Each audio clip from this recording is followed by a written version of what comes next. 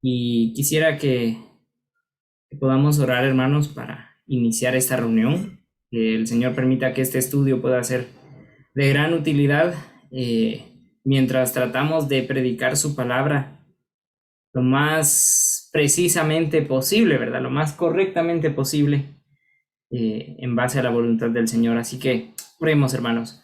Padre Celestial, te agradecemos en esta noche por tu provisión. Gracias te damos, Señor, por tus cuidados. Gracias, Señor, por este privilegio tan grande de estudiar tu palabra, por hombres que tú has usado en el pasado para aferrarse a ella, Señor, y permitirnos aprender de ellos. Te agradecemos, Señor, por los recursos que nos das para poder aprender y ser fieles a tu palabra. Ese es nuestro mayor deseo, Señor. Ayúdanos. Ayúdanos en este tiempo que vamos a estudiar. Bendice a mis hermanos que han dispuesto sus corazones y su tiempo, Señor, para poder prepararse en la predicación expositiva. Permite que este tiempo pueda ser de mucha bendición para ellos. Te alabamos, Señor, en el nombre de Cristo Jesús. Amén. Amén. Hermanos, hemos estado estudiando el primer capítulo del libro de Walter Liefeld, ¿verdad? De cómo predicar expositivamente. Algunos de ustedes ya lo tienen en físico, ¿verdad? Una gran bendición. Al final hasta nos hicieron un descuentito ahí de 4 quetzales. Si ya tienen acceso a él, hermanos, por favor, ábranlo hoy, ¿verdad? Si lo tienen a la mano, pues pueden seguirme. Y si no, pueden prestar un poco ahí atención, ¿verdad? También algunos, yo ya se los pasé en digital para los que lo necesiten en digital, ¿verdad? Al grupo que abrimos y pueden ahí seguirme, ¿verdad? Solamente quisiera, antes de entrar al próximo capítulo, hoy nos toca el capítulo 2, pero quisiera hacer un pequeño repaso del capítulo anterior, del capítulo 1. Y veíamos, hermanos, la semana pasada que la predicación expositiva no solo es el momento de exponer, ¿verdad? Bienvenido, hermano Misael, bienvenido, Esdras. Buenas noches, hermano. Usted ya tiene su libro, hermano, ya le llegó. Sí, ya, gracias. Excelente, buenísimo, buenísimo, buenísimo. Bien, entonces, hermanos, hablábamos de que la predicación expositiva no es solamente el momento de estar predicando, el momento ahí frente al púlpito, ¿verdad? Frente a la audiencia. No solo es eso, sino que también tiene que ver con todo el proceso de estudio. Pasar del contexto original, de la audiencia original, del escritor original, al contexto contemporáneo, a nuestra iglesia, nuestra gente, con nuestras necesidades, todo eso, ¿verdad? Y eso implica ese proceso de exégesis en el que vamos aumentando en el conocimiento del pasaje. Tiene que ver con preparación personal, queremos ser un predicador espiritualmente preparado, una actitud de adoración y humildad delante del Señor y de su palabra. Analizamos también el contenido del texto, cuestiones gramaticales, cuestiones contextuales, historia, todo eso. Exponemos la estructura del texto, tratamos de entender, de bosquejar ese pasaje.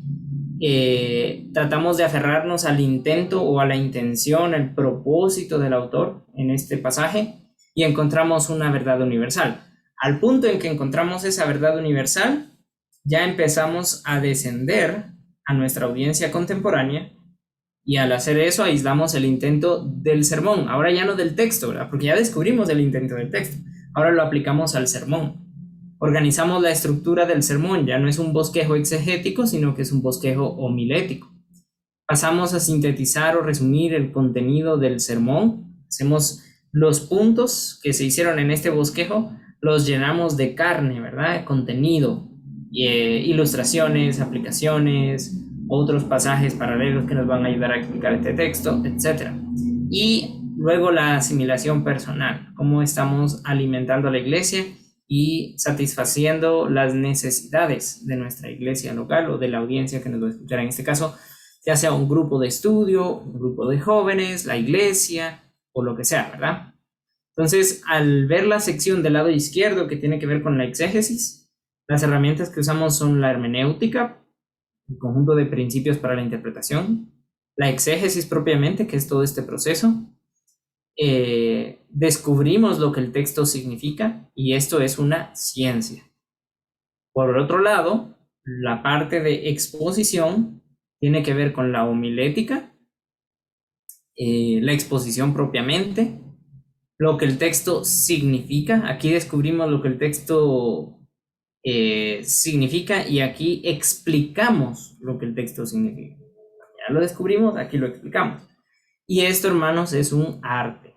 Es como aquel chef que está preparando un platillo exquisito y lo está poniendo en el plato de una manera agradable, muy presentable.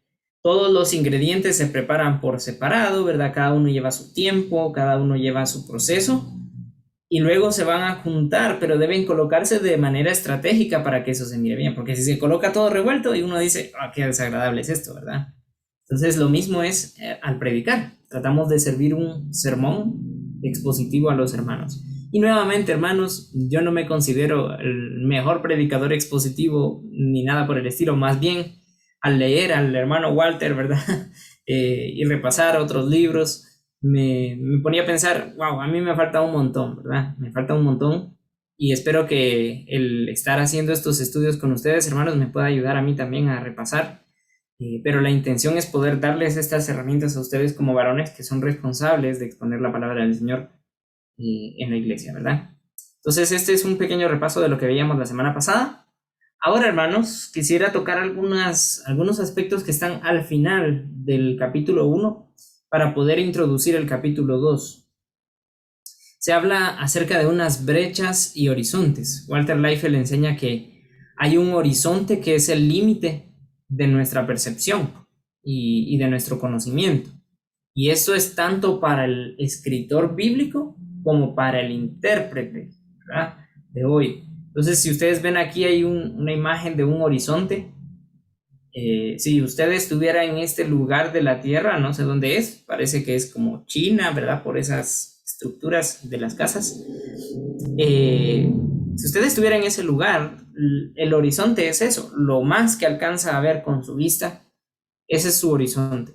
Y al pensar en estudios bíblicos, hermanos, el autor original tenía un horizonte de entendimientos, un horizonte de conocimiento, había un límite hasta donde él llegaba, ¿sí? El autor original. Si pensamos en Pablo, por ejemplo, Pablo era una persona muy preparada, una persona muy capaz, muy dotada por el Señor también, pero se había preparado bastante bien, ¿verdad? En universidades, a los pies de Gamaliel, entre otras cosas, era fariseo de la ley, era romano y era judío. Entonces, él era una persona muy capaz, pero él tenía un límite. Había ciertas cosas que él no conocía. Moisés, un gran hombre de Dios, también muy preparado en las mejores escuelas de Egipto, ¿verdad? Tenía conocimiento de varios idiomas, tenía conocimiento de cómo ser un faraón, de cómo gobernar un pueblo. Y él también tenía sus límites. Entonces, él tenía un límite y nosotros también tenemos nuestros límites, hermanos. ¿Sí? Estamos en un proceso de crecimiento, en un proceso de aprendizaje y hay ciertos límites que tenemos. Quizás nuestra preparación académica puede ser una de ellas, nuestra preparación teológica puede ser otra de ellas, ¿sí? Y tenemos que reconocer esas cosas, ¿verdad? Esos dos horizontes, dice Walter Liefeld. También nos enseña que existen algunas brechas que se deben cerrar. Todo esto que estoy mencionando, hermanos, está en la página 34 del libro. Y hay varias brechas. Para tratar de dar un ejemplo, ahí está la imagen, ¿verdad? Este muñequito que quiere pasar al otro lado, pero ahí hay una brecha, un hoyo, hay un barranco, vamos a decir ahí.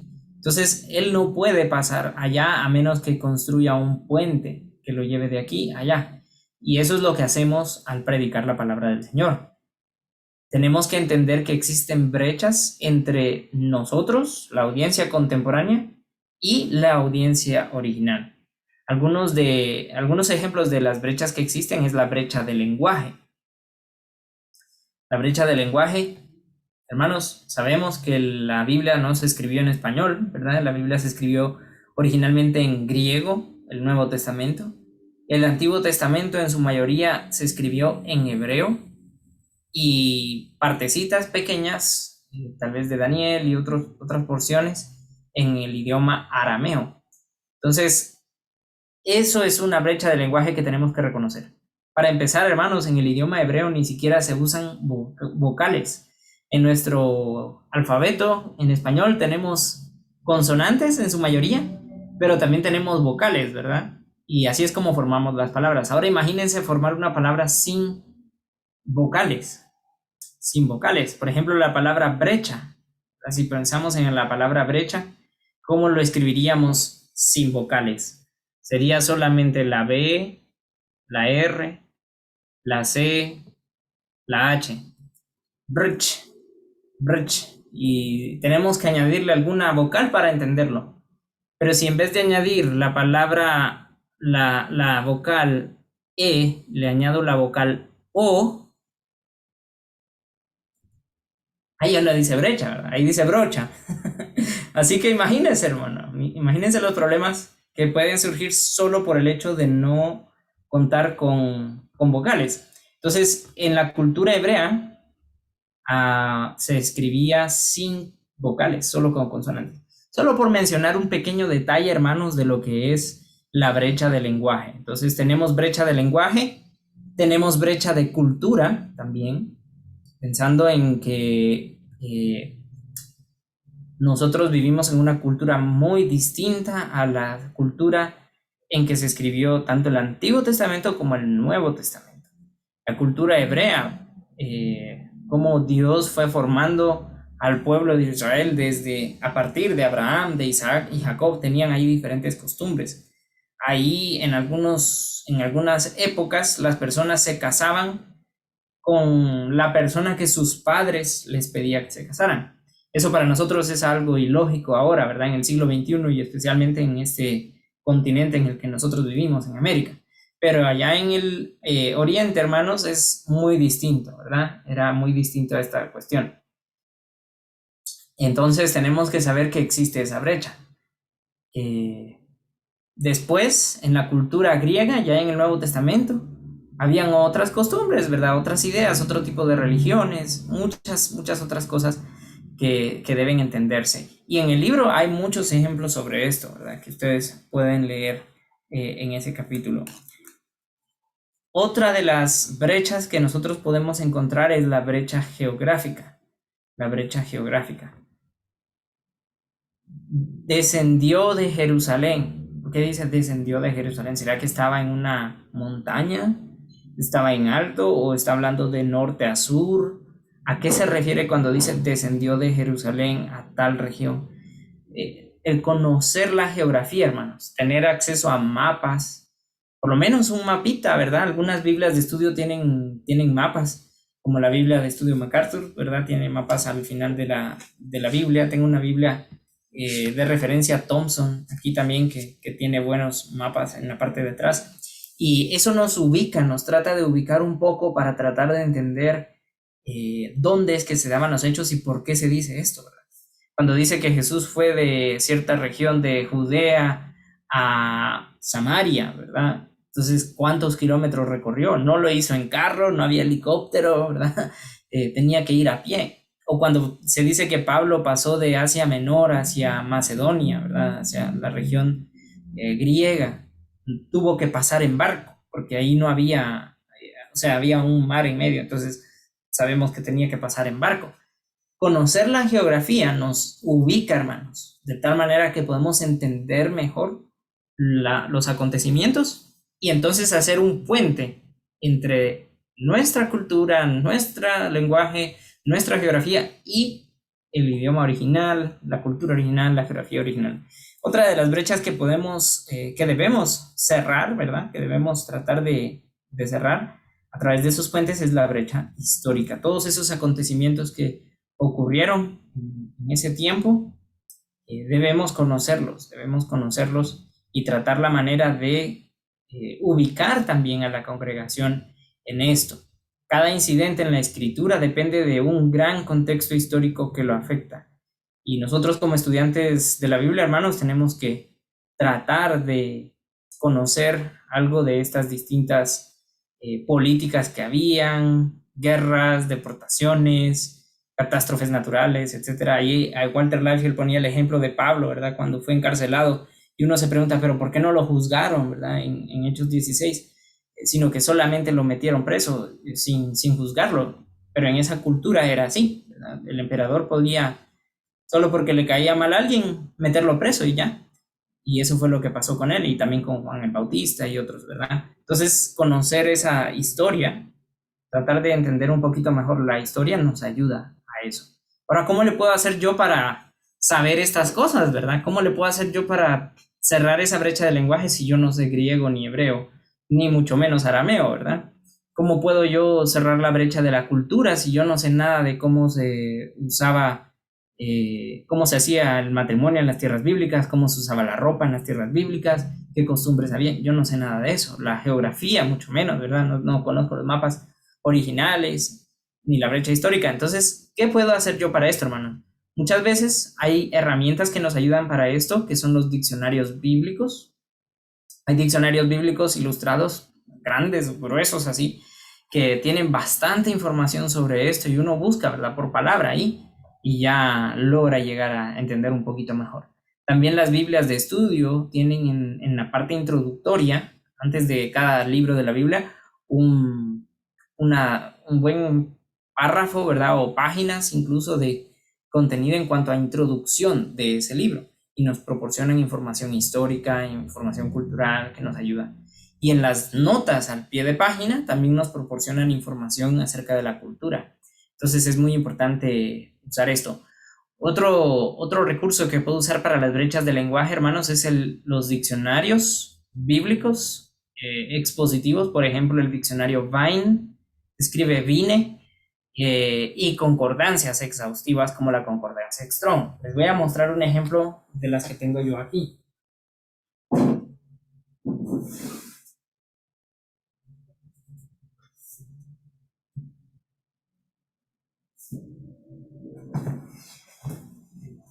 Este es un diccionario Vine. Voy a dejar de compartir para que lo puedan ver en grande. Este es un diccionario Vine, hermanos. Se llama así, Vine. Diccionario expositivo del Antiguo y del Nuevo Testamento. Es grueso, hermanos. Vean, es bastante grueso. Pero es una excelente herramienta. Excelentísima herramienta.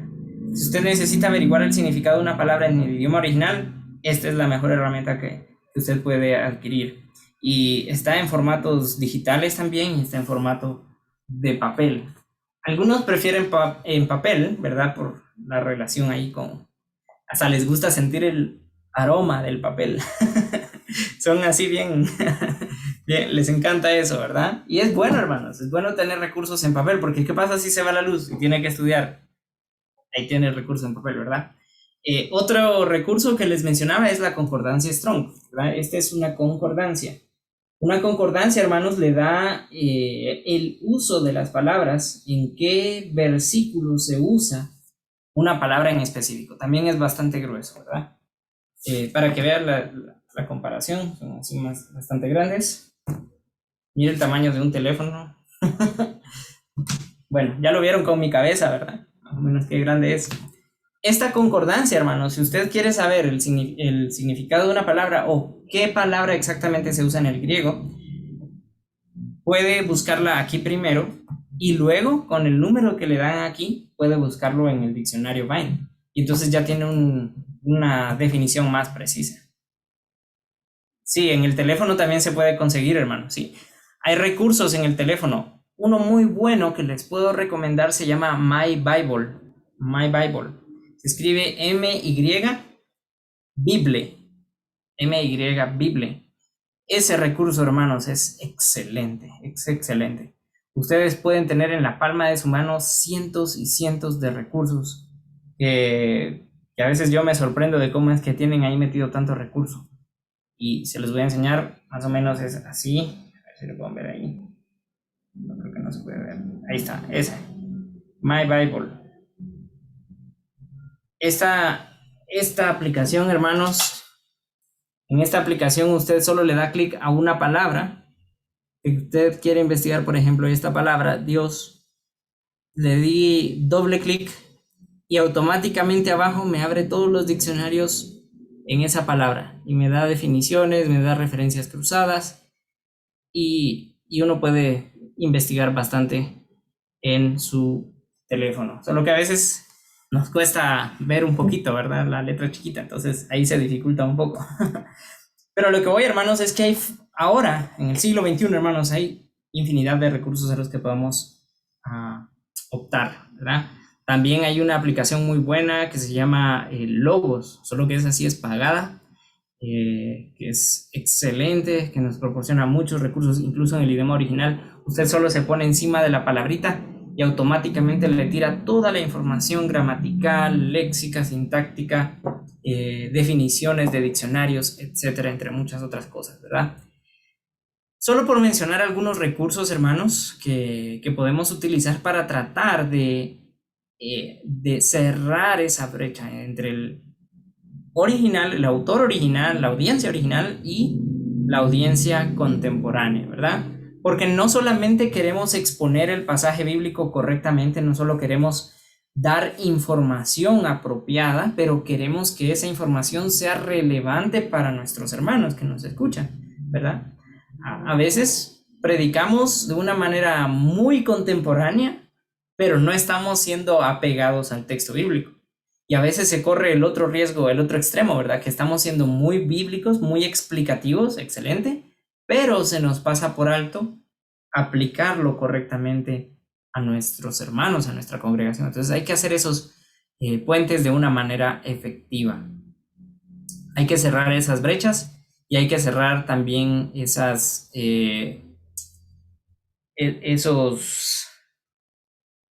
horizontes, ¿verdad? Esos horizontes. Es decir, que el horizonte del autor con el horizonte que yo tengo se puedan encontrar, ¿verdad? Y ver cuál es la intención que el autor tenía para transmitir eso también a la audiencia. Hay algunas características de un buen mensaje expositivo que presenta ahí nuestro hermano Walter en las últimas páginas del capítulo 1, hermanos, página 35, si pueden ver ahí conmigo. En primer lugar, características de un buen mensaje expositivo: comunica fielmente el mensaje básico de un pasaje bíblico. Sí, esto tiene que ver con la hermenéutica. Esa es la preocupación bíblica del maestro. Como maestro, el predicador quiere enseñar correctamente la Biblia. Eso es lo que está diciendo. Hermenéutica, ¿verdad? Número 2, comunica bien ese mensaje empleando estructura y detalles que son apropiados tanto para el pasaje como para el ambiente y los objetivos del sermón. Esto tiene que ver con la homilética, la preocupación práctica del predicador. Entonces, el predicador como maestro se preocupa de enseñar bien, esa es la hermenéutica. El predicador como predicador se preocupa por ser práctico, eso tiene que ver con la homilética.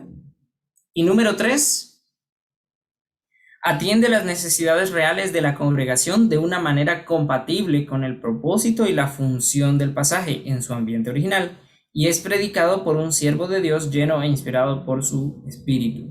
Esto tiene que ver con la necesidad humana, es la preocupación personal del pastor. Primero teníamos la preocupación bíblica del maestro, ¿sí? El que está exponiendo, hermanos, el predicador expositivo, se preocupa por enseñar correctamente la Biblia. Para eso usa las herramientas de hermenéutica. Número 2, el predicador se preocupa por ser práctico. Eso tiene que ver con la homilética. Y número 3, el pastor se preocupa por las personas. Entonces, somos un pastor, ¿verdad? Estamos tratando de pastorear a través de la exposición bíblica, hermanos. Eso es lo que queremos, pastorear las almas de nuestra audiencia, nuestros hermanos, y eso es una necesidad humana. Y alguno va a decir, no, pero el pastor es usted tiene que preocuparse de eso, ¿verdad? Sí, pero hermano, si a usted le va a tocar predicar un día, también tiene que preocuparse por pastorear el alma de las personas que le escuchan, ¿verdad? Estamos siendo instrumentos en las manos del Señor. Esto, hermanos, todavía Walter lo resume más con 3 palabritas. Lo primero tiene que ver con los datos, la hermenéutica, la exégesis, todo eso son los datos. Lo segundo tiene que ver con la forma, la homilética, ya el bosquejo homilético, cómo lo voy a exponer. Y lo número tres, la necesidad humana, tiene que ver con la función.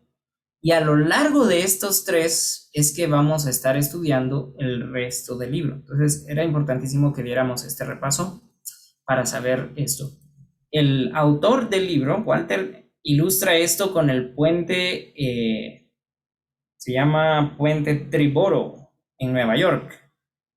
Este puente, hermanos, es bastante icónico, ¿verdad? Sale en muchas películas de Nueva York, ahí cuando hay alguna catástrofe siempre se cae el puente y sale en casi todas las películas de Nueva York, porque este puente conecta tres distritos de la ciudad de Nueva York. Y ahí está mencionado en el libro, ¿verdad? En la página 35 dice, para cambiar de ilustración, el enfoque que se hace aquí puede compararse al puente Triboro de la ciudad de Nueva York. Ese puente conecta los tres distritos de la ciudad, Manhattan, Bronx y Queens. Por medio de él, uno puede cruzar de uno de ellos a cualquiera de los otros dos. Entonces, así el predicador, dice Walter, así el predicador durante su preparación debe cruzar entre los tres aspectos de los datos, la forma y la función, trabajando constantemente con cada uno en equilibrio con los otros dos. Entonces, esa es la idea. Y como yo sé que nosotros no conocemos Estados Unidos, por lo menos no la mayoría de nosotros, tenemos el ejemplo máximo, hermanos. Nuestro puente, glorioso puente de Tecunumán, ahí que conecta la zona 9 con el Boulevard Liberación y la zona 13, ¿verdad? Para el aeropuerto. Los que han pasado por ahí saben lo glorioso que es este puente, ¿verdad? Ahí está, ¿ves? Tecunumán.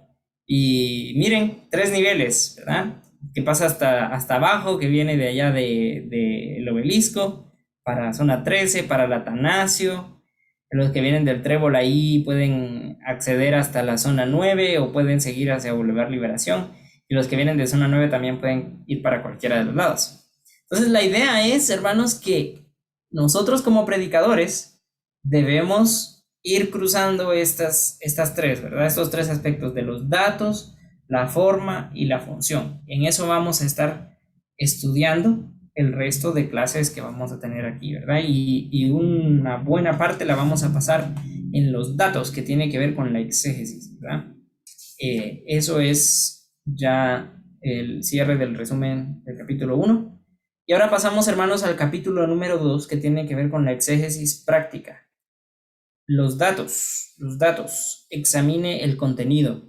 Me gustaría que leamos la primera parte de este capítulo 2, el parrafito que tiene que ver con examinar el contexto, hermanos. Aun cuando es posible que estemos conscientes de la necesidad de observar el contexto, puede ser que algunos necesitemos ampliar nuestros horizontes en cuanto a la clase de información que debemos buscar en el contexto. Debemos tener presente que el trasfondo social y religioso es parte del contexto. Se dice en los estudiosos, entre los estudiosos de la palabra del Señor y los maestros de predicación expositiva, que el aspecto más importante, hermanos, en un estudio bíblico es el contexto. Cuando hablamos de hermenéutica, hay 10 capas del contexto que se analizan. No sé si Juan Pablo ya vio esos aspectos en su estudio, todavía no. Hay 10 capas del contexto, hermanos, y hablamos, por mencionar algunas, es como una cebolla, ¿verdad? Y se va desde el centro hacia afuera. Tenemos el contexto léxico, estudiamos cada palabrita, su definición,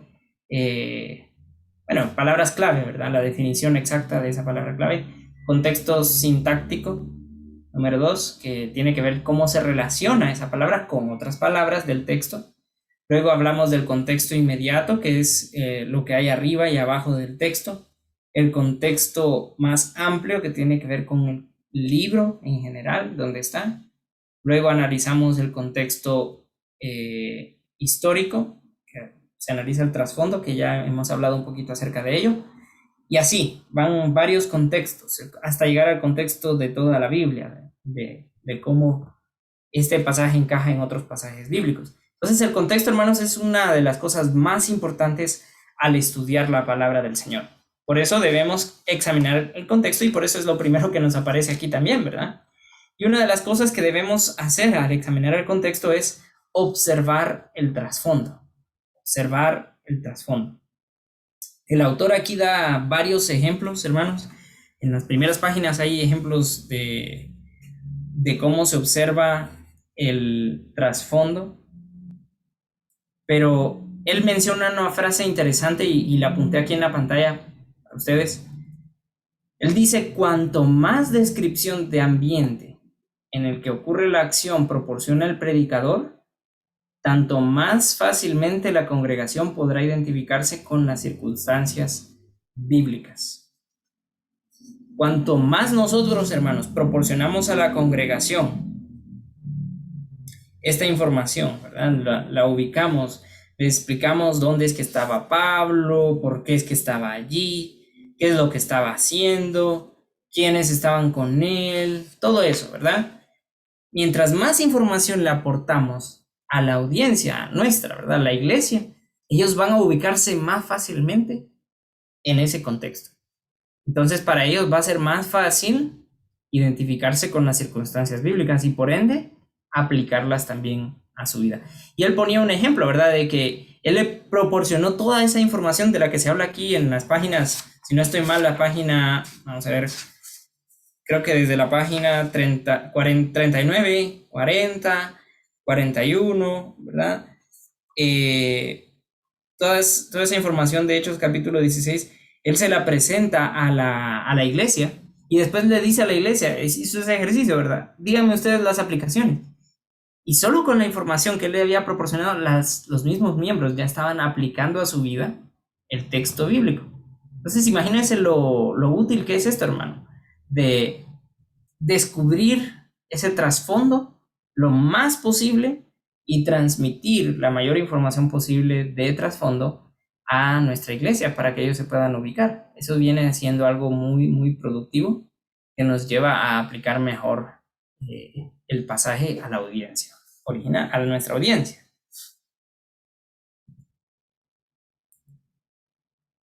Tenemos que adquirir un sentido de la dirección del pensamiento también, la página 42. Adquirir un sentido de la dirección del pensamiento. Recordemos, hermanos, que nuestro texto bíblico se encuentra dentro de un argumento en general, y el predicador debe encontrar este argumento a través de identificar palabras repetidas, palabras claves, la misma argumentación del autor, ¿verdad? El uso de la gramática, los verbos, estructuras, todas estas cosas nos pueden informar acerca del argumento del predicador. Palabras clave, palabras repetidas, argumentación, etc. ¿Qué es lo que estamos diciendo? Si usted está predicando de un pasaje, por ejemplo, Juan 3:16, ¿verdad? Juan 3:16, no puede agarrar ese pasaje solo y sacarlo de su contexto. Tiene que entender el argumento general de ese pasaje para poder aplicarlo apropiadamente. Entonces, esa es la idea. Y nuestro trabajo como predicadores es descubrir ese argumento. Tenemos que adquirir un sentido, entender de alguna manera la dirección de pensamiento. Nuevamente, ¿cómo adquirimos esto? Palabras clave o palabras importantes, ¿verdad? Palabras clave, hermanos, son aquellas palabras que le dan sentido al párrafo o al versículo. Son palabras que no podemos eliminar de allí. Puede ser un sustantivo en específico o un verbo, ¿verdad? Algo así. Esas son palabras clave. No todas las palabras son clave, ¿verdad? Por ejemplo, en un párrafo va a aparecer muchas veces la palabra de, la palabra en, la palabra por, ¿verdad? Esas son palabras, todas son importantes, creemos eso, ¿verdad? Pero hay palabras que son más importantes, palabras que si las quitamos de ahí pierde el sentido todo el párrafo. Esas son las palabras importantes, las palabras clave. Otra cosa que nos puede ayudar a entender la dirección del pensamiento o la dirección del argumento del autor es frases o palabras repetidas. A veces hay pasajes que repiten y repiten y repiten y repiten una frase o una palabra. Por ejemplo, Efesios capítulo 1, ¿verdad? Se repite ahí varias veces para alabanza de su gloria, para alabanza de su gloria, para alabanza de la gloria de su gracia. y se repite varias veces. Entonces eso nos puede dar una idea de por dónde va el argumento de ese pasaje. Otra cosa que nos puede ayudar es la estructura gramatical. Y hermanos, esto de la gramática es toda una ciencia, ¿verdad? No pretendo dar una clase de gramática acá, en este momento, porque eso llevaría mucho tiempo. Pero creo que sería bueno, sería importante que nos preparemos en estudiar la gramática. A veces, hermanos, creemos que sabemos gramática, pero una vez que profundizamos nos damos cuenta de que se nos olvidó, ¿verdad? Nos lo enseñaron en primaria, pero ¿qué es un sustantivo? ¿Qué es un pronombre? ¿Qué es un verbo? Las partes de la oración, ¿verdad? El sujeto, el verbo, el complemento directo, complemento indirecto, complemento circunstancial de manera, complemento circunstancial de posesión, tantas cosas, ¿verdad? Las preposiciones, ante, cabe, con, contra, de, desde, durante, entre, tantas preposiciones que hay. Adverbios, ¿verdad? Adverbios de manera, adverbios temporales, adverbios personales, adverbios, etcétera. Hay muchos aspectos de la gramática, hermanos, que debemos conocer. Y yo espero en el Señor que más adelante podamos abrir un estudio de gramática española para tratar de entender un poquito mejor nuestro pasaje bíblico. Los que estudian en SPB van a ver un poquito de esto más adelante, ¿verdad? Mi hermano Adín está en el SPB en la iglesia, y mi hermano Esdras, también Sammy está en el pastoral, ya vio algo de gramática, y Juan Pablo que está en el CP Global, ¿verdad? Entonces ahí solo nuestro hermano Misael se nos queda afuera un poquito con la gramática, pero si tiene dudas, hermano, pregúntele ahí a ellos que ya le acabo de mencionar y ellos le tienen que dar la respuesta. Ellos le pueden ayudar. O puede apoyarse conmigo también, ¿verdad? Estamos para ayudarnos los unos a los otros. Y esperamos más adelante estudiar algo de gramática, hermanos. De veras, yo sí quiero ver si estudiamos un poquito de gramática para entender un poquito mejor la Biblia. Y hermanos, es increíble, pero solo el hecho de aplicar los conocimientos gramaticales al estudio bíblico le da a uno un mayor entendimiento del pasaje. Es impresionante.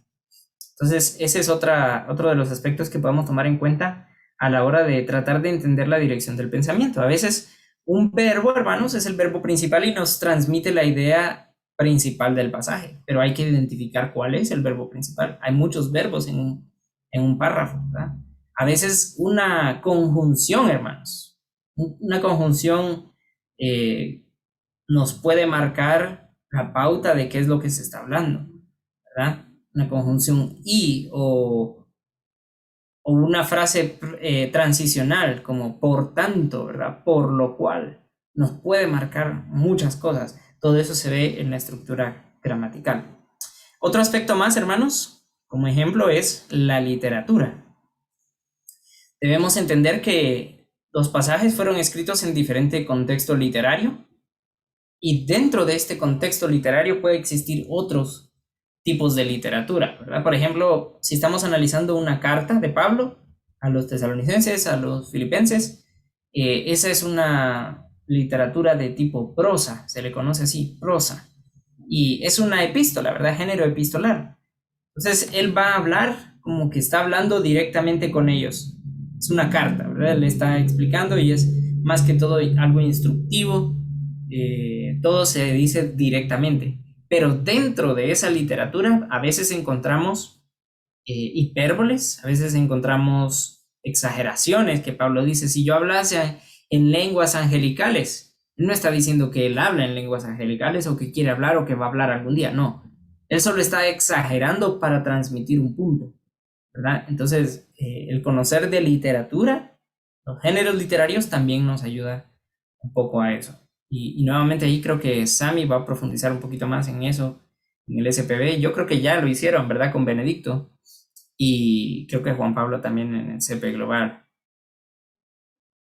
Tenemos entonces, hermanos, que adquirir un sentido de la dirección del pensamiento y debemos notar el tejido conjuntivo, dice aquí Walter, entre el texto y su contexto. Notar el tejido conjuntivo entre el texto y su contexto.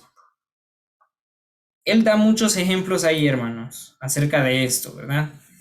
No voy a profundizar en todos ellos porque ustedes lo pueden leer despuesito, pero él habla acerca de varias cosas que se pueden notar en un pasaje bíblico y me gusta, hermanos, porque los ejemplos que él da son bíblicos, o sea, él usa textos para explicar estos puntos de cómo notar ese tejido conjuntivo. La idea de esto del tejido conjuntivo, hermanos, tiene que ver con cómo nosotros vemos en qué parte de todo ese entramado, de toda ese bosquejo, vamos a decir, de los autores originales, en qué parte está mi texto. ¿Sí? Él pertenece a un tejido y algo tiene que unirlo con lo demás, ¿sí? Entonces yo tengo que descubrir eso. ¿Qué es lo que hay antes? ¿Qué es lo que hay después? ¿Cuál es el argumento principal de todo esto? Y entonces yo voy a poder aplicar correctamente el texto bíblico. Por decirles un ejemplo para los que están estudiando con nosotros en Colosenses, llevamos meses estudiando la carta a los Colosenses y hemos hablado solo de una cosa, ¿verdad? Principios para una iglesia cristocéntrica. Y entonces ese es, creo yo, su servidor, ese es el tema principal de la carta a los Colosenses. En base al estudio que yo he hecho, descubrí que se repite esto, ¿verdad? Se repite en Cristo, en Cristo, en Cristo. Y la idea es que Pablo quería que la iglesia de Colosas fuera una iglesia cristocéntrica. Entonces, cada sección va a apuntar a esa idea principal. Ese es nuestro trabajo como predicadores, encontrar ese tejido conjuntivo, encontrar ese tema principal, por así decirlo, y ver cómo nuestro pasaje contribuye a ese tema principal. Esa es la idea. Eso nos va a ayudar a aplicar correctamente el pasaje. Qué importante es eso, hermanos, ver ese del texto y el contexto, porque directamente muchas veces solo nosotros vemos el texto, pero no alcanzamos a ver el contexto. Es como, por ejemplo, yo no sé quién de ustedes ha tenido la oportunidad de hablar con estos señores, los testigos. Ellos le dan un montón a uno de textos, pero ellos no tienen el mayor conocimiento del contexto de ese versículo, de ese versículo que ellos están leyendo, ¿verdad? Por eso muchas veces caemos nosotros en eso y muchas veces torcemos directamente la palabra, ¿va? Cuando nosotros no llegamos a entender el contexto directamente y no entendemos o no sabemos cómo estudiar, porque para estudiar yo tengo que ver el texto y el contexto para saber qué es lo que me está diciendo tanto el autor que escribió el libro ese o la carta, porque si solo me quedo con el texto, ahí muchas veces nos confundimos. Así es, hermano, así es. Es de suma importancia, ¿verdad? Es lo mínimo que podemos hacer. Tratar de entender el contexto correctamente y eso nos va a dar una mayor claridad en cuanto a lo que el texto está diciendo. Alguien dijo, ¿verdad? Un texto sin contexto es un pretexto. Un texto sin contexto solo es un pretexto. Y sí, hermanos, es importantísimo examinar el contexto. También hablando en cuanto a esto gracias, amor. En cuanto a esto del contexto, hermanos, el autor nos dice que debemos notar las características y temas dominantes. Aparte de lo que ya se ha mencionado, ¿verdad? Y algunas de esas cosas no están en el libro también, pero están ahí de manera indirecta. Aparte de todo eso que ya mencionamos, el analizar los verbos, la gramática, todo eso, él dice que debemos notar características y temas dominantes. Eso nos va a ayudar a ubicar nuestro pasaje correctamente, ¿sí? ¿Cómo le hago para saber exactamente cuál es el tema principal? Entonces tratamos de identificarlo a través de ideas y conceptos. Allí él da ejemplos, hermanos, de todo esto, ¿verdad? Ustedes lo pueden ver en su tiempo. También podemos identificar doctrinas que podemos encontrar en ese lugar. Y esto, hermanos, él hablaba acerca de que no nos acercamos al texto tratando de encontrar doctrinas de primas a primeras, ¿verdad? Buscamos y ya, de una vez a aplicar doctrinas. No, tenemos que entender de qué está hablando realmente el texto. Y en base a eso, en base a lo que está hablando el autor, en base a esa línea de pensamiento que trae, entonces yo extraigo las doctrinas que se van a enseñar. También delineación de personas, de personajes en el texto bíblico. Vamos a encontrar muchas veces ahí que se nos explica algo acerca de un personaje en específico. Secuencia de acontecimientos también, cronología, ¿verdad? Ver en qué tiempo y en qué momento, en qué periodo se da algún acontecimiento. Las preguntas retóricas muchas veces también nos dan claves ahí de identificar cuál es el tema dominante del pasaje. La complejidad de temas, problemas o circunstancias también. Y algunos otros detalles que mencionaba él ahí, que son asuntos significativos para el estudio exegético, ¿verdad? Como asuntos que son doctrinalmente importantes, éticamente importantes, difíciles de entender y temáticas en cuanto al contexto en el libro o porción. Algo que es crucial para entender la intención del autor, hermanos. También muchas veces nos limitamos a ver la historia, pero no vemos la intención del autor. Esto particularmente se da en la narrativa, ¿verdad? Normalmente en el Antiguo Testamento, por ejemplo, el libro de Génesis, ¿verdad? Cuando se nos relata la historia de José, de Abraham, de todos ellos, vemos la historia, pero pasamos por alto que hay argumentación ahí también. El autor nos da un argumento y esos argumentos que da el autor nos dan claves acerca de a dónde nos quiere llevar él y por qué es que lo está diciendo. Y a veces nosotros no nos damos cuenta de eso, ¿verdad? Simplemente vemos la historia, escuchamos lo que dice el personaje, ¿verdad? Lo que dice José, lo que hace José y todo, pero allí está la argumentación también del autor. Entonces, eso nos ayuda a entender la intención del autor. Y también depender de la forma literaria. Son otros detalles que podemos descubrir, hermanos, al analizar el contexto. Esto es parte de lo que se ve en el capítulo 2, hermanos, y yo espero en el Señor que les haya ayudado. Nuevamente les quiero poner esta imagen. Lo que queremos, hermanos, es construir puentes, ¿verdad? Puentes que llenen esas brechas. Y hermanos, eso lleva trabajo, ¿verdad? Lleva tiempo prepararse para llenar esa brecha, tratar de entender al autor original, qué es lo que estaba diciendo realmente. Ese autor tenía en mente una audiencia en específico. ¿Qué le quería decir a esa audiencia? ¿Por qué lo estaba diciendo? Hay una cultura, hay un tiempo específico en el que se está hablando, hay geografía ahí involucrada, ¿verdad? Están las cuestiones ahí del lenguaje, que una palabra puede significar algo para nosotros acá, pero para ellos tiene cosas mucho más relevantes y nosotros lo pasamos por alto por no estudiar esas palabras en el idioma original. Entonces, todas esas brechas tenemos que construir esos puentes que nos conecten con ellas, ¿verdad? Como este puente de allí, como este puente de aquí, glorioso de Tecón. ¿Cómo la ven, hermanos? ¿Hay alguna pregunta hasta este momento? ¿Alguna duda o comentario?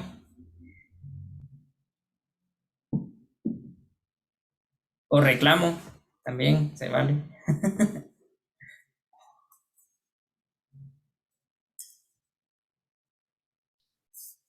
¿Qué dice mi hermano Samuel?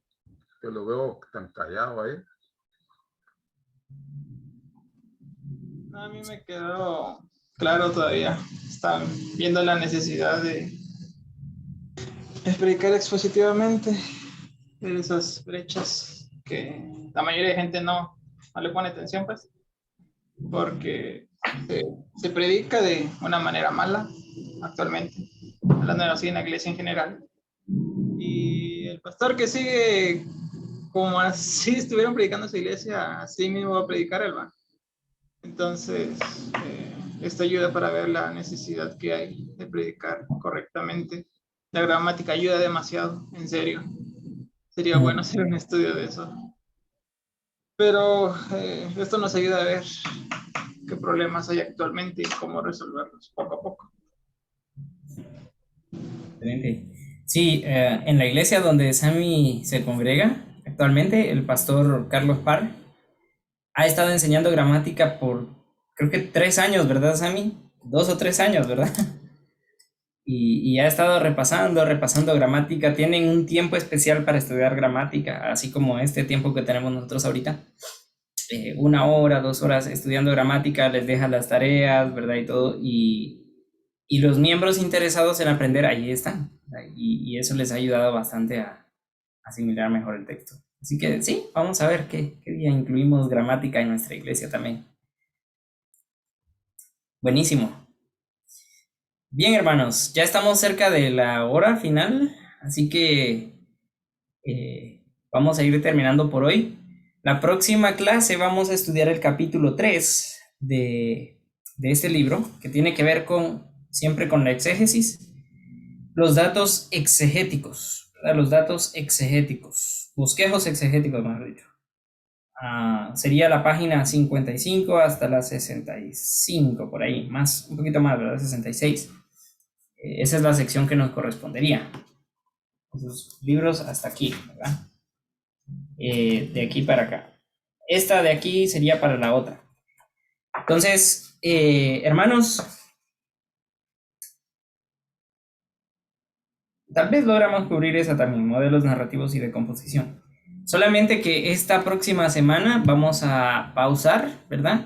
Porque como saben algunos de ustedes, me toca a mí viajar a Honduras el día domingo y no sé cómo va a estar el asunto allá, ¿verdad? No sé si va a haber internet, no sé tampoco cómo va a estar el horario de las capacitaciones. Entonces, vamos a pausar.